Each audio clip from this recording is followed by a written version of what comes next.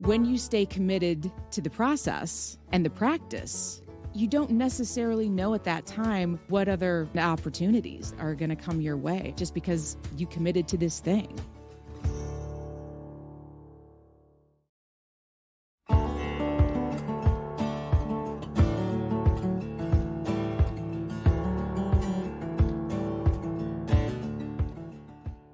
Hey there, I'm Stevie, a musician from New York and the host of This Next Song's About. This is a podcast to help songwriters and musicians level up their craft for industry success. You can expect conversations with artists, songwriters, producers and coaches to help you find some inspiration and take your career to the next level. Before we get into today's episode, I want to tell you about a couple of offers I have this season for you. I have started a Patreon for the show, which is very exciting, and you can, of course, continue to listen to the pod for free right now, wherever you're listening. But by signing up as a patron, you will get early access to the podcast, video interviews, downloadable tip sheets from my guests, the chance to ask them questions, and so much more. And if you sign up before February 13th, you'll be in with the chance of winning 2 special prizes. So make sure you listen all the way to the end of the episode to find out how you can get your hands on these special prizes. Now, on to today's show. I invited musician Jen Edds to talk to me about a challenge she set herself to write a song a day. This became something that turned into a podcast, 2 albums, and a conference presentation. She invites us to consider the process and not the outcome. If you've been a bit stuck kickstarting your writing or maybe leveling up your musicianship, Jen is here to give you some very actionable tips that you can start today. So sit back, grab a coffee, maybe a pen, and enjoy. Jen Edds. Hi. Hello and welcome to This Next Song's About. It is a pleasure to have you on the podcast. It's a pleasure to be here. So you and I met at She Podcast Live in Arizona in October of 2021.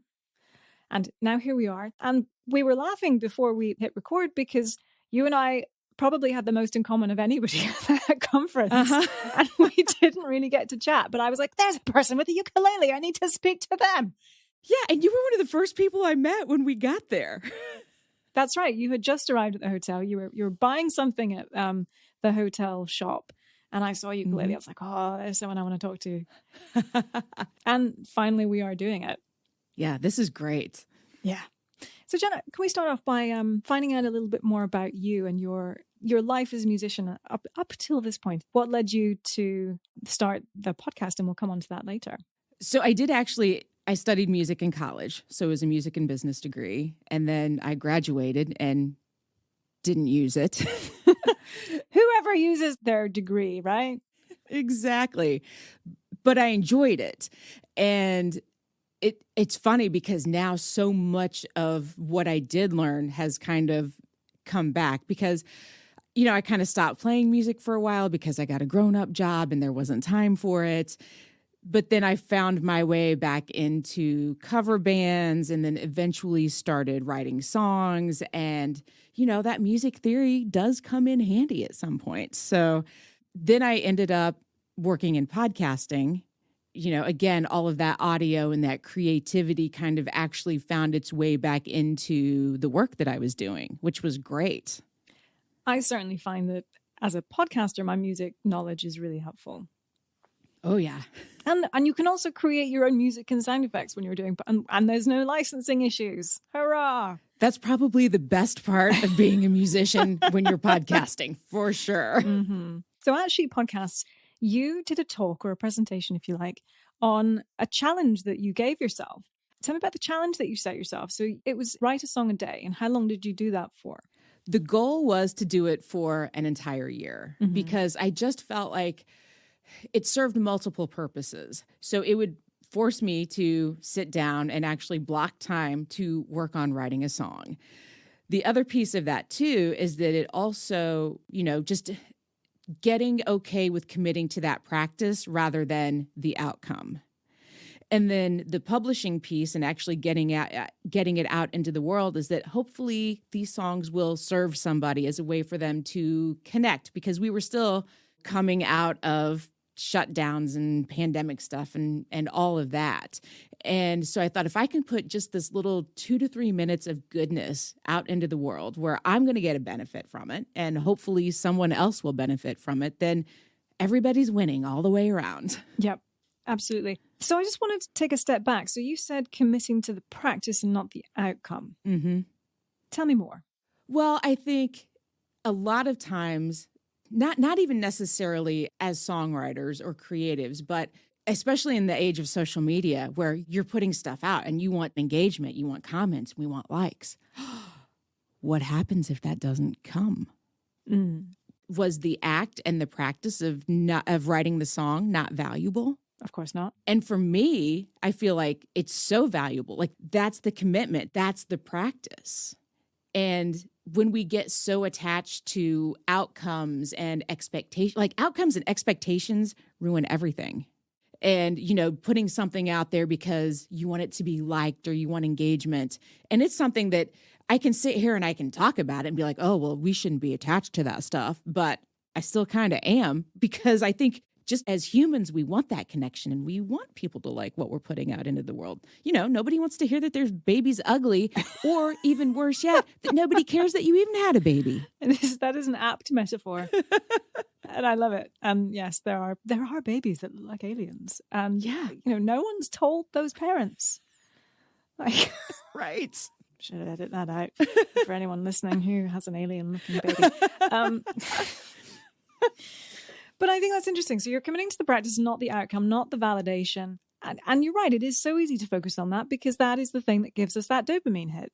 Exactly. We are artists and seeking validation, seeking people to connect with what we're doing. So the practice, it sounds easy. Committing to the practice and not the outcome. It sounds really simple, doesn't it? Oh, yeah. I mean, that's great. You're like, yeah, I'm going to commit to the practice and not the outcome. And talk me through that. So when you started doing that, how did you stop yourself from focusing on the outcome?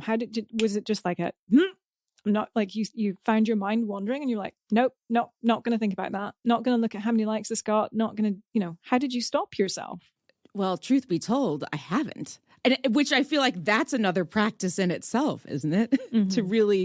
to really break that habit and lose that attachment to it. But I also knew that by committing to this, there were other metrics, I guess. So I now have 60 songs that I did not have prior to sitting down and starting this. I don't think I'd written 60 songs my entire life. Mm-hmm. So I have that. I have the confidence now that I can sit down and I can finish a song. And maybe it won't even suck. Maybe it'll be like fairly catchy, And it also forced me to simplify and maybe focus on that hook or that chorus and keep the song really basic and simple so that I could actually get it finished and out into the world. I guess going back a step, I'm not sure if we've really touched on it, but so what you did with this challenge was you put out a podcast every day with the song that you had written that day. So initially the process was just sit down and start writing these songs. It was also a way to kind of help me streamline my podcast production process as well. That was another added benefit of it. And I knew that it was not sustainable for me to actually write, record, and publish every day. Okay, good. Because I was listening to them and going, Jesus, that's a lot of work. Right. Because I still have client work that I'm trying to do and a marriage I'm trying to maintain and be present for and all of these things. So I would batch record. Like the commitment was to sit down and try to write every day.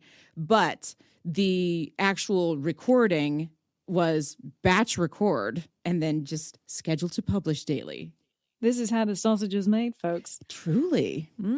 Okay. And, if you are not a podcaster, but you are a musician and a songwriter listening to this, podcasting is not for the faint-hearted. No, it is not. And, there's a lot of behind-the-scenes process, systems that we have and everything. And batch recording is a very popular thing where, it's hard really to schedule a guest every week or whatever. And you could schedule like 6 guests in a week and then like just send it off either to your editor if you are lucky enough to have one, or edit one yourself a week and do it that way. So it's interesting to hear that like your very, casual, breezy podcast that just sounds like, you had the windows open and you picked up your ukulele and like, oh, here's one I wrote 5 minutes ago, is not necessarily the case. And I think for songwriters listening to this, thinking, oh, okay, it just sounds so easy. And it's great to hear that, yes, you did commit to that practice, but it's not like you did that and then you also published the podcast.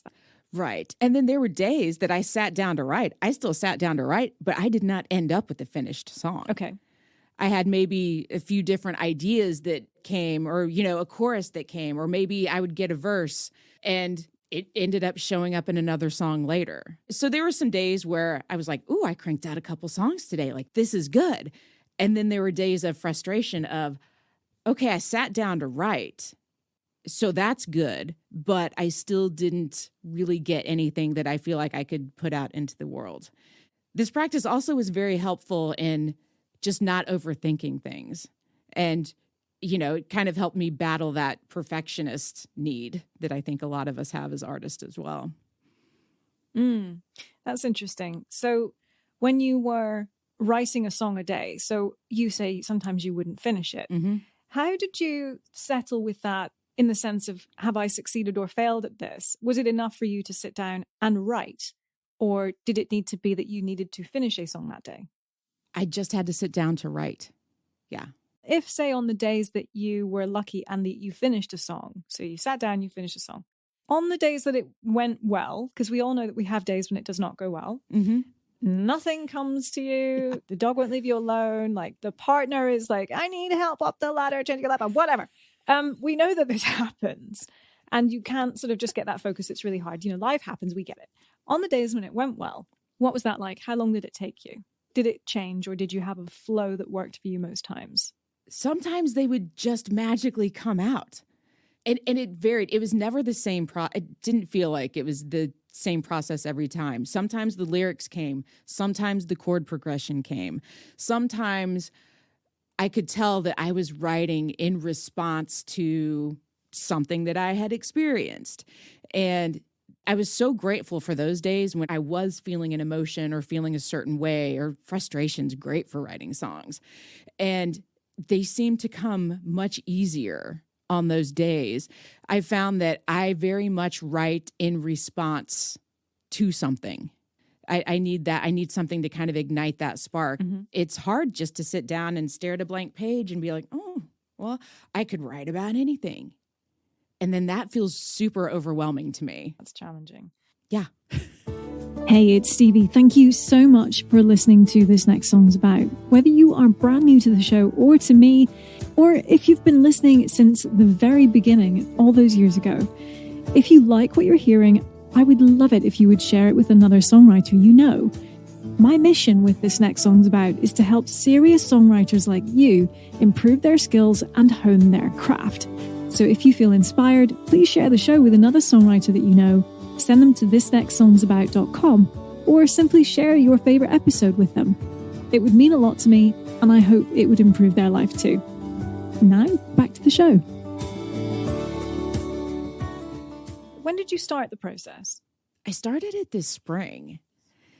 Oh, it was this spring? It was this spring, yeah. And I started it, and it kind of started with just one song that I had written, and I was like, oh, well, this is kind of nice and happy, and I should do more of this, because it felt really good to write it. It felt really good to sing it and go share it with the world. And so one of the things that we haven't talked about is a lot of times I will go on Facebook or Instagram and go live from the loo, where I basically set up the phone in the bathroom, because it sounds really good in there, and share these songs.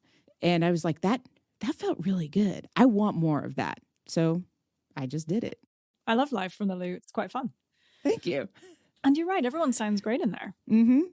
Just gives you that natural reverb where exactly. You record it in a completely blank room and then go, oh, I'll just add some reverb onto this and make it sound like I was in my bathroom.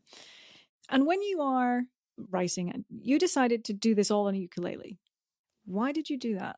And if you are listening, you can become a patron and watch all of these episodes as part of our Patreon. Behind you now is an array of instruments. And I'm curious as to why you made the choice to use a ukulele, one of the more simple, easy to learn instruments when you are a very accomplished musician. Tell me why you chose to do that. Simplicity, very easy. And I do better when I have rules. Like I will sometimes put myself in a box so that I do have parameters and rules so I don't have that overwhelm of, well, I could do this or I could do that or I could try this. And I just for me and my own process, my own creativity, and I think really my own sanity and mood, I need to have those parameters or nothing gets done. That is a parameter that you've given yourself, a limit, if you like. Did you also give yourself similar limits in terms of the subjects of your songs? Did you sit down and say, okay, here are some themes and I can pick from these to help me get started? I tried to keep them very uplifting. Mm-hmm. There were a couple that I ended up writing and I was like, oh, where'd that come from? And it gave me that feeling of, because they weren't, really cheery and necessarily upbeat. They were very kind of more introspective. And I was like, this isn't the vibe that I'm going with or that I had intentionally set out to create. But at the same time, I felt like if I'm feeling this, somebody else may be feeling it too. And I feel like it's very easy for us to say, oh, we're just going to talk about the good things and the happy things and put the good stuff out there. But I have found too that the songs that resonate with me most deeply are not necessarily the really happy, uplifting songs. Yeah. And I found that after I wrote that song, and I had a couple friends, they were kind of holding me accountable, and I would send the songs to them, and I could tell based on their reaction if I had written a good song that day. And it's called Little Susie Sunshine is the song. Their response to that was like, oh, that was really good. But it was so different from anything else that I was trying to put out with the podcast. The reason I ask about parameters and limits, I ended up having a conversation with a music photographer, Shervin Lanez, and he's wildly successful, like does Rolling Stone magazine covers all the time now. And he started in New York as someone completely unknown, and he was going up to musicians going, can I photograph you? And I think it was sort of in the days, it was like Ingrid Michaelson and Regina Spektor before they were really big. So maybe a good 10 years ago. So he's obviously been at it for a while. But one of the things that he said is limits. Mm-hmm. He said, become really good with one thing. He said he had one light. It was a sort of an enforced limit because he could only really afford one good light at that point. So he became really good with a limit. And he then found that later on he had to do a shoot with Wilco. And he mentioned that they had 15 minutes to do this because something had overrun and they couldn't be late for the next thing, which was like a TV or a radio gig. And he was like, I had 15 minutes. We couldn't go outside the hotel because there were swarms of fans, blah, blah, blah. We had to go on the roof and find something. And he found like a background and to get 4 people looking good in one photo, like, Jesus, I have my photographer take 400 photos of me so I can find 5. Yeah. Yeah. I've been there. Exactly. And I was like, how the fuck did you do that? And he was like, you just have to sometimes. Sometimes that pressure really, really helps you. So I was just curious as to talking about the limits and whether there are any more that you had put on yourself. So there were actually 2 different ukuleles that I used. So one was a baritone, one is a tenor, because I bought a new baritone at the time that all of this was happening. And I was like, well, what magic can I pull out of this? And the baritone's a different tuning, isn't it? It is. Yeah, it's a little bit lower. The other benefit that I got out of this too is I wanted to learn more chords and just develop my playing on this little instrument that, you can take everywhere. And as soon as you pick one up and you strum it, your mood, like it's like an exhale. And I think it also does that for the audience too. Everybody's just like happy. It just feels good. It's so light. Yeah. So you did your ukulele dispatch and you did it for how long? 60 days. 60 days. Okay. Mm-hmm. And the last episode, you talk about taking a break. Was it pod burnout? Was it burnout of doing the songwriting? I think the biggest piece was the songwriting. And what I learned about my creativity from this process and this experiment was that I feel like it's always there in some capacity. I almost feel like you might be running something on your computer and be in one program, but there's always things kind of running in the background anyway. And so I feel like that made me more aware of maybe potential song ideas and phrases, because I was always listening during the time that I was writing this. But it's a lot. It's overwhelming to say, I'm going to block this time out every day and commit to this. And yeah, there was definitely an element of burnout to it. Like, it kind of wasn't fun. I'd lost the joy. And I think that when you lose the joy in something like that, it's like, why? Why continue this? Yeah, it was funny. I sent that episode to a friend of mine. She called me today, 30 minutes before we were due to meet. But she called me and she had a dilemma. Someone had asked her to do a gig. She wasn't sure about it because she's in that place at the moment where she isn't finding joy in performing. And she'd been offered this gig, really well paid. She was like, I don't know whether to do it. And I said, well, what's driving this? And she's like, I don't know if it's the validation. I don't know if it's a gig in New York, because she's not living in New York at the moment. And I said, well, is it going to give you joy? Is it going to give you joy? Like, you've talked about like this anxiety that you've had performing, and like you enjoy it afterwards. You enjoy it when it's done, but you don't enjoy it during. So I struggled myself with finding that joy again. And it's like, I can do a gig, and then I'm like, oh my God. And I didn't have joy from it because maybe I didn't get the validation, or I had so much anxiety when I was performing. So then I took a step back and I was like, I need to find the joy again. Where is my joy in this whole process? So it was interesting to hear you talk about that, and to say that that's okay. And you can step back and try to figure out where that joy is for you. Yeah. And I feel like now that I've had a break from it, I was just chatting with some of my podcast friends today, and I kind of feel like I want to do another series around sitting down and writing more, just seeing where that can go. Because the other joy that has now come from doing that podcast series is I made my first album. It was certainly not an outcome that I had started with when I started the podcast, but the easiest route for me to get these songs to people was to put them on a podcast. And then I got selected to do the presentation at She Podcasts in October. And I thought, wouldn't it be cool to have 12 or so songs on an album, so that as I've done this session, then I can tell people, if you just want to hear the songs, you don't have to listen to all of the episodes. Here, just go to Spotify or Apple or wherever you get your podcast and your music, and just listen to the songs. And it was great because that was another thing that threw me beyond my comfort zone. So that was like an added bonus. And then actually getting to present these songs at She Podcast and seeing how I could weave them together to support the theme of the conference. I was like, oh, well, there's another skill. I didn't even know I could do that, but I can. That's so interesting. You mentioned other metrics. You said when you don't focus on the outcome, there are other metrics, and you've listed off a good, 5 or 6, maybe probably more. There's a lot of unexpected outcomes there. When I was preparing for our chat, I said, why this challenge? So what has been hard about it? What's been easy and what's been unexpected? And the unexpected, there's been a lot of unexpected outcomes.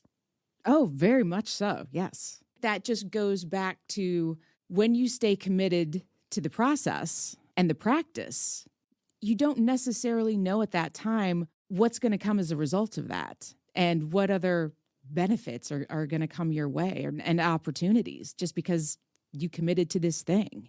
If you were to think about maybe 3 bits of advice for people who would consider doing this challenge as a way to kickstart their own writing, or to hone their practice or hone a skill, whether it's, picking a particular instrument or their songwriting or whatever, what 3 bits of advice would you give people? Lose the attachment to the outcome would be the first thing. Find somebody that will hold you accountable. So when I first started this practice and I was daily sending songs to my friend Nikki, I would get text messages like, TikTok, where's my song for the day? It was great because it's kind of one thing to let yourself down. That's no fun. But when somebody else is expecting you to do this thing because you said you were going to do it, there's just that added incentive to actually stop making excuses and just go do the thing. And the third piece, I think, is look for those additional opportunities that after you've done the practice, look for those other opportunities that might magically make themselves available. Do you mean like repurposing your content to other songs? That's definitely one. Because when I think about how I've been able to repurpose this content, it went from writing the song, that's its own thing. And then that went to putting it on an album and then repurposing it to use it in a presentation at a conference and then using it for social media because I can sing it live in the loo. There's all of these different things that I can do with that one piece of content. That's some great advice. Thanks. If you miss a day, then just do it the next day. I'm really good at beating myself up about things. I don't know if, any other artists or creatives ever experience that and do that to themselves. Heaven forbid. I know. Of course. But just knowing that, hopefully I get another day on this earth and I can go back and do it that day. And certainly if I do something and I don't succeed at it, it's binary. It's I fail or I succeed. So how do I then change my mindset to go, okay, well, I can succeed at the practice. I might miss a day here and there, but have I done it for 30 to 60 days to make it habit enough where that is the success? Right. But I think it goes back to this year I read Atomic Habits by James Clear. And he talks about the compounding interest of doing the thing. So at least I feel like if I miss a day, that's not great, right? Nobody wants to, fail or not show up or not do the thing that we've committed to do. But when we are okay with, all right, I missed that, start back over. And that's fine. If you've got to start the clock back over or the count, that's totally fine. But look for the opportunities to get that compound interest on the practice and what you're doing. Well, this is probably a good time to wrap up. Read James Clear's Atomic Habits and go and check out Jen Edds' Ukulele podcast, your daily inspiration of ukulele ditties and songwriting inspiration, I suppose. Yes. Jen, I'm sure we could talk about songwriting and inspiration and the process for a long time, but I would just like to thank you so much for coming on today's episode. Thank you for imparting all of this wisdom that I don't have to do 60 days. I've just found it out all from you and shared it with my listeners. So I really appreciate it. Oh, it's been my pleasure. Thanks for the invitation. Of course. And where can people find you on the Instagram? I am hanging out on Instagram. It is my jam at Brassy Broad Jen. And you can also check out Live from the Loo on Instagram as well. Jen Edds, thank you so much. Thank you. Jen Edds, and if you want to get hold of Jen's tips as a PDF, you can sign up for our Patreon where you will get tip sheets from all of the episodes. You'll also be able to watch the unedited video conversations, have a monthly check-in with me, and much more. Just go to patreon.com/This Next Song's About. And as I mentioned at the start of the episode, I'm giving away 2 amazing prizes for new patrons who join between now and February 13th. The first 10 patrons will receive a Zoom thank you call from me, but the exciting prizes are a Shure MV7 microphone, as I've recently partnered with Shure as an affiliate for this podcast. And the other brilliant prize is a 6-month songwriting masterclass on Patreon with award-winning songwriter Eli Lev. This access includes how-to videos, live sessions behind the scenes of Eli's process, and a monthly one-on-one co-writing session with him personally. Now, all you need to do to be in with a chance of winning these giveaways again is to join This Next Song's About as a patron by going to patreon.com/This Next Song's About. That's patreon.com/This Next Song's About for as little as $3 a month. Details and links in the show notes. Well, I hope you enjoyed that episode. I will be back next week with ways to help you level up your songwriting craft for industry success. I'm Stevie Manns. Thanks for listening.